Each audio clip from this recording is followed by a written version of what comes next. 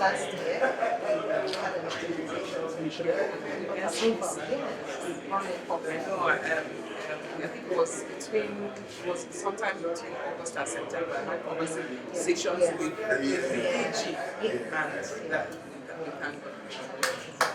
We've been running currently with Govt to one specific. We're the only laboratory approved to run MPOX in the south side. So there's this specimen in the outside. So just take you through, just have a look at the stigmatology.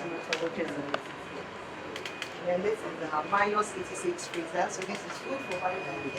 It's from about 10,000. 10,000. Ultra low temperature, so for months they remain invariable. And then in here, extractions, well, we're decontaminated, so there's no risk. Those can wait you for extra precaution. So this is our reception and extraction site. Okay. In this biosafety cabinet we're able to manipulate specimens, extract the DNA or RNA, the genetic material, and then this is the glove box. This was given to us about a year ago. This is the class 3 biosafety cabinet. So with this, we can handle Lassa facility. Yes, it's completely closed to just walk through these gloves, handle the specimens, and there's no risk. Minimal risk by that to the person who's looking at us. So we can pull you on that side, but we haven't been able to assist you. So we're pushing to get so maybe I need to do another things to the DG. Is aware of all of this. The tricks is the lead lab scientist. I work with us, well trained and trained over the past. We have the one for that.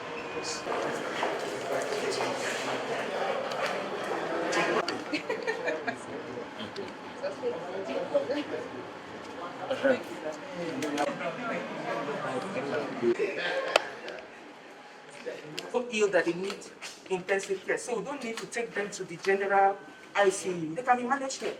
And good thing, the ICU, IDU team, we have anesthetists on board who are also trained in infection prevention and control. So they understand the system. So that makes it better. And so now I'll move you to, let's moving on. We have our theater complex. Okay, you can actually go in. Hold on to what? Go on to 1, 3 minutes. Then we have 7 isolation rooms, 1 per patient. What are the criteria for putting people in the over to what? Well, if for instance there's an overflow, okay. For now, we don't have enough. If there's an overflow and we need to have patients, but we still maintain ITC, we separate things.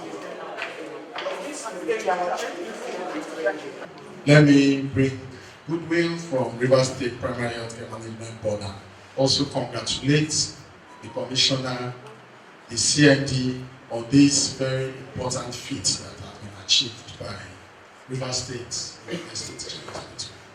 Of course, as the immediate past Director of the Institute of Maternal and Child Health, the University of Port Harcourt, I know what it means to run an institute.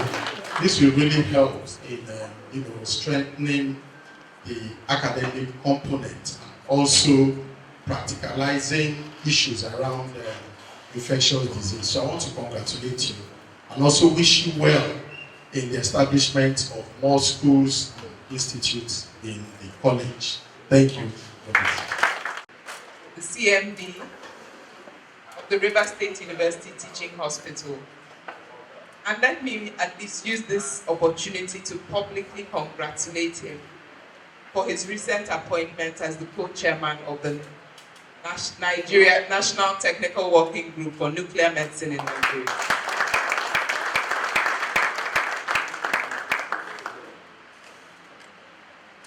The Executive Secretary of the Rivers State Primary Healthcare Management Board, and the Provost-elect of the College of Medical Sciences at Rivers State University. My brother, my personal is the state.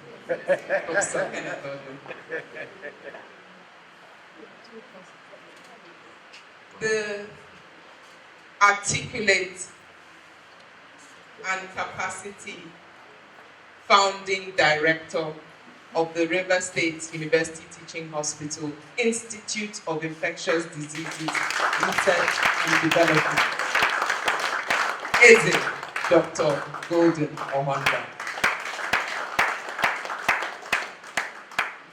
Our partners who are here present, the representatives of the Nigerian Police Force, the Nigerian Navy, Nigerian Security Civil Defense Corps, the Nigerian Army, and I believe he has been ordered to go to another place after hearing what MPOX app is all about.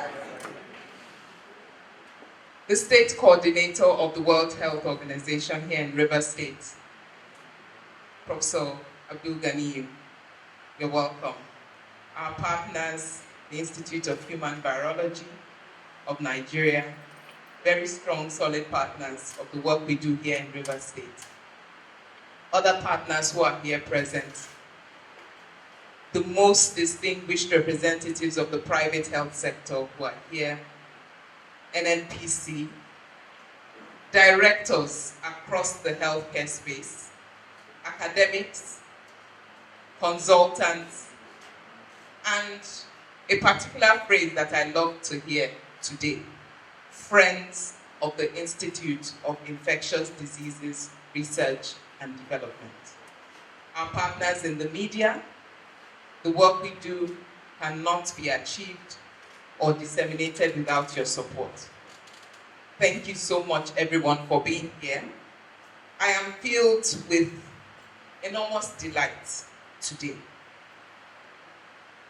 because what we're doing here takes me back to a time of great uncertainty and anxiety. And if you recall, this started in December 2019 into the early months of 2020 and into 2021. And I just remembered an article that I felt compelled to write, and it was published in Business Day.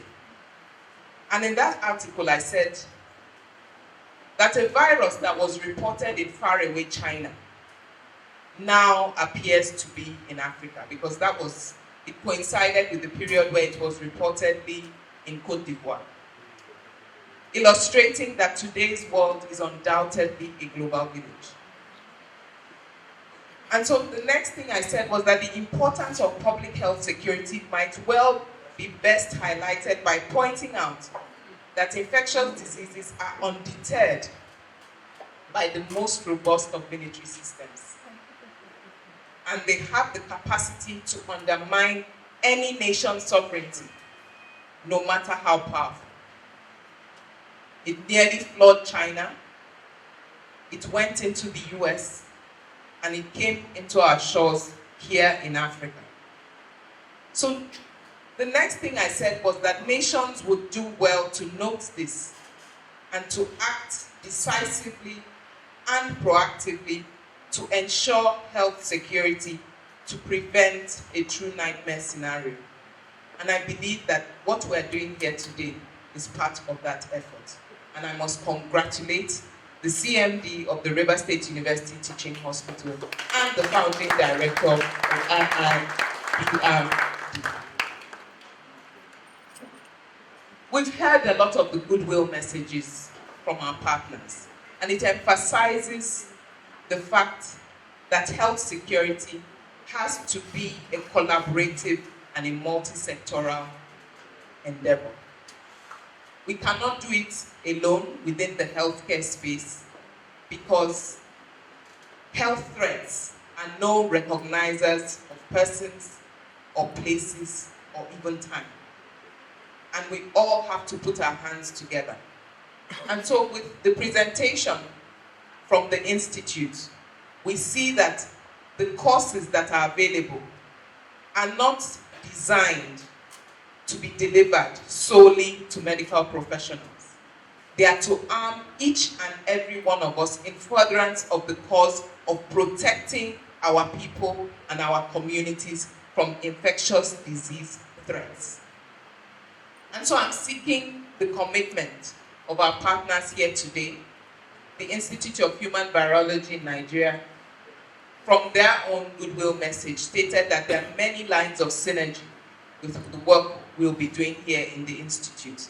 And so I count on their support and guidance as we chart this course towards health security in Rivers State, in the South-South, in Nigeria, and of course on the great continent of Africa.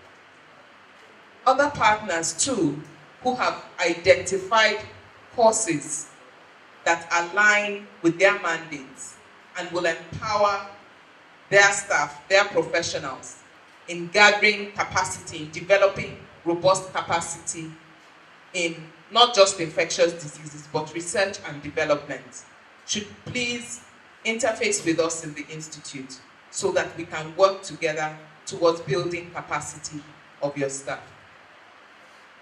These commitments are not just for our external partners, but of course within the healthcare system in Rivers State.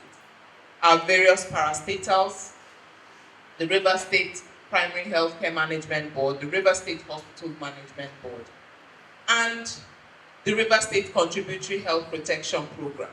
Across the state, we all can benefit from these courses. I particularly liked what the Provost-elect said about even scaling this further to degree programs, master's degree and postgraduate degrees. We will be unveiling the handbook of the Institute once I finish with my talk, and that should also serve as a base and a foundation for scaling of these certificate programs towards postgraduate training.